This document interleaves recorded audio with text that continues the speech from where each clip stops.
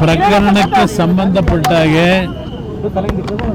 ಈಗಾಗಲೇ ನಮ್ಮ ರಾಷ್ಟ್ರೀಯ ಅಧ್ಯಕ್ಷರು ದೇವೇಗೌಡರು ಮತ್ತು ನಾನು ಎಲ್ಲೇ ಇದ್ದರೂ ಬಂದು SITಗೆ ಹಾಜರಾಗಿ ತನಿಖೆಗೆ ಸಹಕಾರ ಕೊಡಬೇಕು ಅಂತಕ್ಕಂಥ ಒಂದು ದೇವೇಗೌಡರು ಎಚ್ಚರಿಕೆಯೂ ಕೊಟ್ಟಿದ್ದಾರೆ. ನಾನು ಒಂದು ಮನವಿನೂ ಮಾಡಿದ್ದೆ ಮತ್ತು ಕಾರ್ಯಕರ್ತರಿಗೆ ಗೌರವ ಇದ್ದರೆ ತಕ್ಷಣ ಬರಬೇಕು ಅಂತಕ್ಕಂಥ ಒಂದು ಮನವಿಯನ್ನು ಮಾಡಿದ್ದು. ಅದಕ್ಕೆ ಹೋಗೊಟ್ಟು ಬರ್ತಾ ಇರ್ತಕ್ಕಂಥದ್ದಕ್ಕೆ ಇವತ್ತು ನಮಗೂ ಸ್ವಲ್ಪ ಸಮಾಧಾನ ಇದೆ. ಅದರಿಂದ ಮುಂದಿನ ದಿನಗಳಲ್ಲಿ ಪ್ರಕ್ರಿಯೆಗಳೇನಾಗಬೇಕು ಆಗುತ್ತೆ. ಮುಂದಿನ ತನಿಖೆಯಲ್ಲಿ ಅವೆಲ್ಲ ಹೊರಗಡೆ ಬರಬೇಕು. ಸತ್ಯಾಂಶಗಳೇನಿದೆ, ಯಾರ್ಯಾರ ಪಾತ್ರಗಳು ಏನಿದೆ, ಇದೆಲ್ಲ ಹೊರಗಡೆ SITಯ ತನಿಖೆ ಈಗೇನು ಮಾಡ್ತಾ ಇದ್ದಾರೆ ನೋಡೋಣ ಎಲ್ಲಿಗೆ ತಂದು ನಿಲ್ಲಿಸ್ತಾರೆ.